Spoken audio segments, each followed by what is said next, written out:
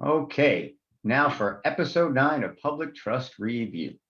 Thanks for joining us. We're going to start off with some information about last night's council meeting focused on the grand jury report. And I'm going to play a clip, and then Tom, I'm going to ask you to comment on it. Okay? Okay. All right. And I think that's pretty inappropriate that it's a one-way conversation, because in America, you are innocent until proven guilty, and there is no proven guilt in this report. Okay, so they are talking about the grand jury report. It's the first time the council has met since the report came out. And what you're seeing here, there's a lot of outrage and there's a lot of misunderstanding of what the grand jury was intending to do. The grand jury is not a court of anything. It's not a court. The documents that they put out are not meant to be evidence for indictment or any of that. What they are what does a reasonable person see or hear that makes them question their own counsel? And that's what's going on here. Play the next one, I think, Kirk. So the next one is from Councilmember Chahal. The motion right now is to first find the legitimacy of this grand jury report, which is full of lies, assumptions, and whatever you call it. Not a judicial paper at all, basically. So it's not meant to be a judicial paper. As I just said, it's the reasonable person standard. And that means, what do you see as a member of the audience, as a citizen of Santa Clara, as a resident of Santa Clara? What do you see? And what judgments are you making about it? And they're trying to reflect what they see. What they're talking about here is a different thing. So to say it's full of lies, okay, what's the truth then if the report is full of lies? Where are the lies? Show us where the lies are, because what the report does is it presents a set of facts based on what the grand jury saw and read, and the judgments that a reasonable person would make. The council can see what the meaning of all these actions is, but they're not explaining that to us, and that's what we really need to know. And just to be fair, Councilmember Chahal did list out a discrepancy in one of the things they listed, how many people voted on a particular item. It was a 6-0 versus 7-0 or something like that. So he gave an example, but what I'm trying to gather is I can hear his frustration throughout the night. It was a fairly aggressive evening, that they just want to talk about this and defend themselves on this stuff. But what would happen last night was an hour to an hour and a half of a lot of accusations and outrage, but no data, just finger pointing. We'll go to the next one. So this setup is around Councilmember Becker's. He went on I think a 8 or 9 minute discussion during this part. He had a couple, but in this particular section, he is referring to the mayor and what she wants to do. A 6-point anti-corruption plan. Correct. So here, let me start that again. Yeah. And I'm sorry, Mayor. I know you feel that we should just accept this report and move on. Right, which isn't what she's saying. She's saying that there's a number of things that the council should do to self-police and actually act on what's in the report. And clearly, the first thing that needs to happen is for the voting bloc to present evidence that they have, or documentation that they have, that contradicts what the grand jury has said. And we haven't seen any of that. We've seen a lot of outrage and a lot of complaining that they have not been interviewed. Okay, well, so then now get to the facts, present the facts to us, And what we would like to do actually is to invite Councilman Becker to come on our show and present some of the material that he has next to him, a 13-page document, which I don't think anyone has seen. But again, the people are making their own judgments based on what they've seen at council meetings over a period of time, and they're reasonable. And in the absence of the council explaining what they're doing and why they're doing it, while they're doing it, we have no alternative but to say, okay, well, this is what we think, right? And what the people of Santa Clara think. And to be fair, at this meeting, during this earlier in this part of the meeting, Councilman Berger held up a document, a 13-page. I have this 13-page response, but he did not actually submit that as part of the public record, as far as I know. I didn't see that. He didn't say he did that. I didn't see it as an agenda attachment or after action, council packet data or something like that, which you can always do. A member of the public can submit something like their written comments, and so can council members. Yeah, okay. And so the appropriate response, I believe, when you think that you've been attacked, then put out the documentation for the other side. We haven't seen that. We've seen a lot of counterattacking of the grand jury and the grand jury report. Now let's see the facts the way the grand jury has presented them. The council can present those. And this last clip is when Councilmember Becker finished his discussion.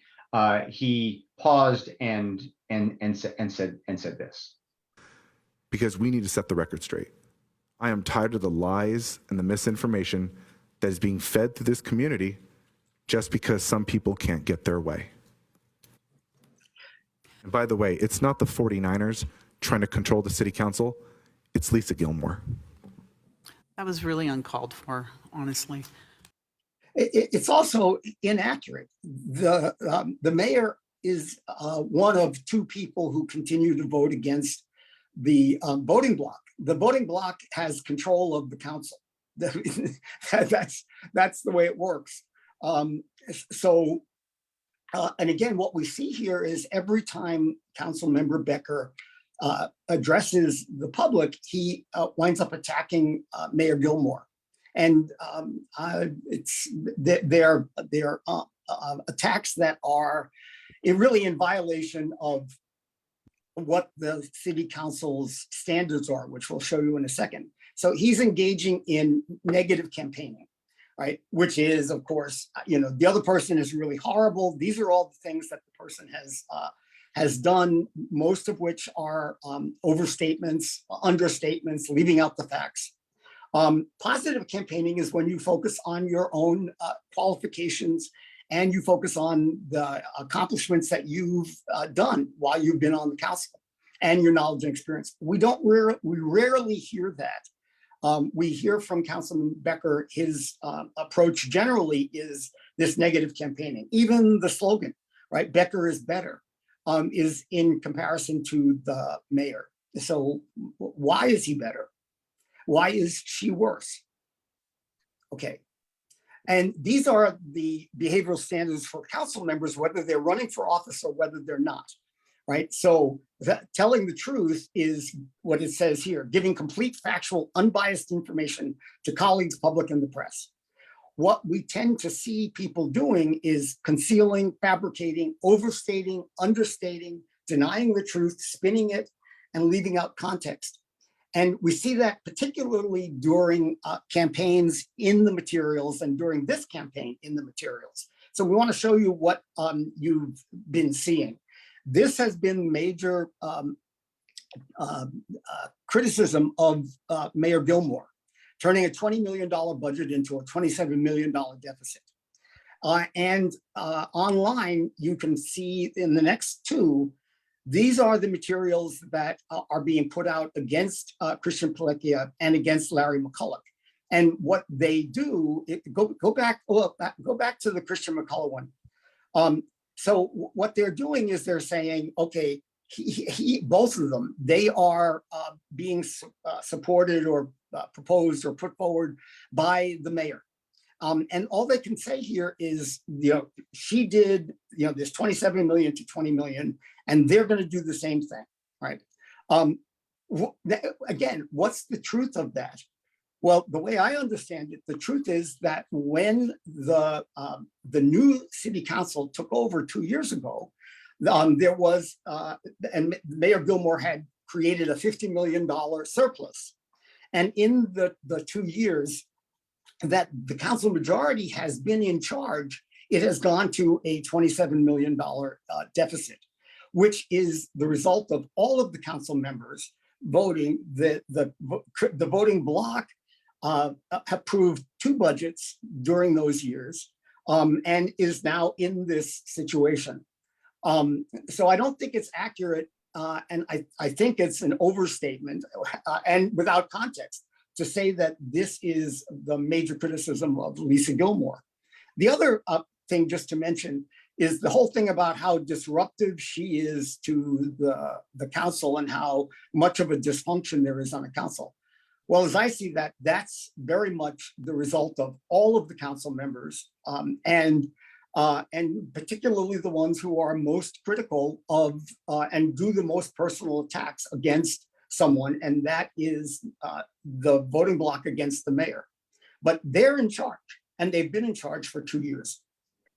And so over the next couple days, you've made outreach to Councilmember Becker to come on this program to have a conversation. We'll do a little Zoom conversation here and talk about the issues. We can pick 2 or 3 of the items that he wants to talk about and discuss them in more detail. And I think that's go ahead. And it won't be an attack interview. It'll be trying to get the truth out for the public so that people can make a decision about voting.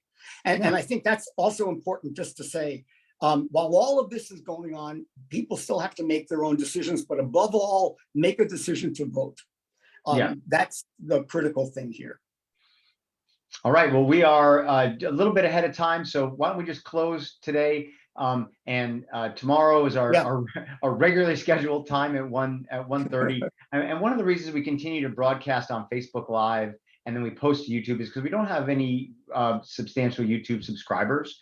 So I would encourage, if you like this program at all, or if you're curious about it, to please go to the YouTube channel, which is Public Trust Review. Just do a search on that and you'll see it, or we link to it on our Facebook description here, and just click subscribe. And they can also send opinions. It's opinion at ethicsforamerica.com. Yeah, Ethics for America. Email will get. Opinion at ethicsforamerica.com. If you have a question or comment or suggestion that you think we should cover, we want to, we're trying to do this. We're like, neither of us vote in this city. We can't impact the decisions that you make, but we just want to help create more information that's hopefully balanced, and hopefully, again, it may look like it's slanted one side or another, but that's just what the data is presenting itself. And so we're trying to be real honest and balanced about that. All right. And we're trying to look at it through the lens of ethics. And that's your job. Have an ethical day. All right, everybody, you guys take care.